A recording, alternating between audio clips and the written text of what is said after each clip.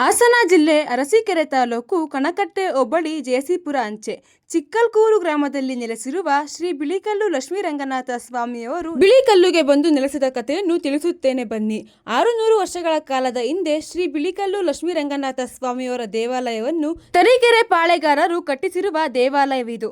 ಇದು ಬಿಳಿಕಲ್ಲಿನಲ್ಲಿ ಉದ್ಭವವಾಗಿರುವ ಸ್ವಾಮಿ. ತರೀಕೆರೆ ಪಾಳೆಗಾರರಾದಂತಹ ರಾಜರು ಯುದ್ಧಕ್ಕೆಂದು ಪಯಣ ನಡೆಸುತ್ತಿರುವಾಗ ಶ್ರೀ ಬಿಳಿಕಲ್ಲು ಲಕ್ಷ್ಮೀರಂಗನಾಥ ಸ್ವಾಮಿಯವರು ನೆಲೆಸಿರುವ ಕಾಡು ಬೇಡದಂತಹ ಜಾಗದಲ್ಲಿ ವಿಶ್ರಾಂತಿಗೆಂದು ಠಿಕಾಣಿ ಹಾಕಿದ್ದರು. ಆ ಒಂದು ದಿನ ಅವರು ಉಪಹಾರಕ್ಕೆಂದು ಆಹಾರವನ್ನು ತಯಾರಿಸಲು ಶ್ರೀ ಬಿಳಿಕಲ್ಲು ಲಕ್ಷ್ಮೀರಂಗನಾಥ ಸ್ವಾಮಿಯವರು ನೆಲೆಸಿರುವ ಜಾಗದಲ್ಲಿ ಬೆಂಕಿ ಹಚ್ಚಿ ಆಹಾರವನ್ನು ತಯಾರಿಸಿ ಆಹಾರವನ್ನು ಸೇವಿಸುತ್ತಾರೆ. ಆ ಒಂದು ರಾತ್ರಿ ಅಲ್ಲೇ ವಿಶ್ರಾಂತಿ ಪಡೆದು ಬೆಳಗ್ಗೆ ಎದ್ದು ಅವರು ಪಯಣವನ್ನು ಮುಂದುವರಿಸಬೇಕೆಂದು ತರೀಕೆರೆ ಪಾಳೆಗಾರರಾದಂತಹ ರಾಜರು ಹೊರಟಾಗ ಅವರ ಜೊತೆ ಇದ್ದಂತಹ ಕುದುರೆಗಳು ಮೇಲಕ್ಕೆ ಏಳುವುದೇ ಇಲ್ಲ.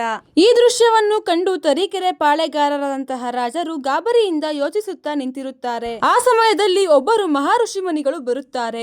ಆ ಋಷಿಮುನಿಗಳು ಬೇರೆ ಯಾರು ಅಲ್ಲ, ಶ್ರೀ ಬಿಳಿಕಲ್ಲು ಲಕ್ಷ್ಮೀರಂಗನಾಥ ಸ್ವಾಮಿಯವರು ನೆಲೆಸಿರುವ ಸಮೀಪದಲ್ಲೇ ಇರುವ ಸಿದ್ದರ ಬೆಟ್ಟದ ಸಿದ್ದಪ್ಪ ಸ್ವಾಮಿಯವರು ಮಹಾಋಷಿಮುನಿಗಳಾಗಿ ಬಂದು ಗಾಬರಿಗೊಂಡು ನಿಂತಿದ್ದ ತರೀಕೆರೆ ಪಾಳೆಗಾರರಂತಹ ರಾಜರಿಗೆ ವಿಷಯವನ್ನು ತಿಳಿಸುತ್ತಾರೆ.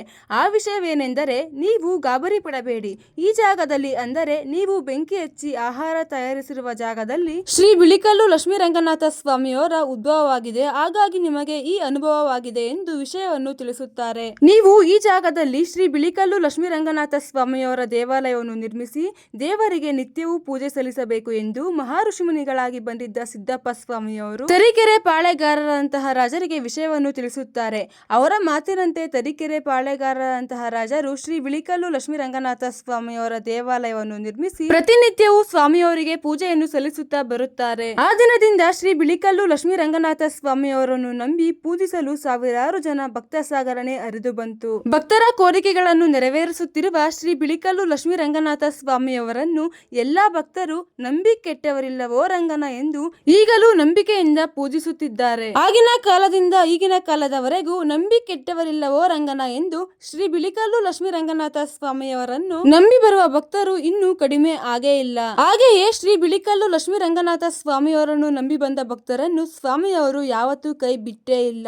ಹಾಗಾಗಿ ಎಲ್ಲ ಭಕ್ತರು ನಂಬಿ ಕೆಟ್ಟವರಿಲ್ಲವೋ ರಂಗನ ಎಂದು ಶ್ರೀ ಬಿಳಿಕಲ್ಲು ಲಕ್ಷ್ಮೀರಂಗನಾಥ ಸ್ವಾಮಿಯವರನ್ನು ಪ್ರತಿದಿನ ಪ್ರತಿನಿತ್ಯ ಈಗಲೂ ಪೂಜಿಸುತ್ತಾ ಬರುತ್ತಿದ್ದಾರೆ. ಇದಿಷ್ಟು ಶ್ರೀ ಬಿಳಿಕಲ್ಲು ಲಕ್ಷ್ಮೀರಂಗನಾಥ ಸ್ವಾಮಿಯವರು ನೆಲೆಸಿದ ಕಥೆಯಾಗಿತ್ತು.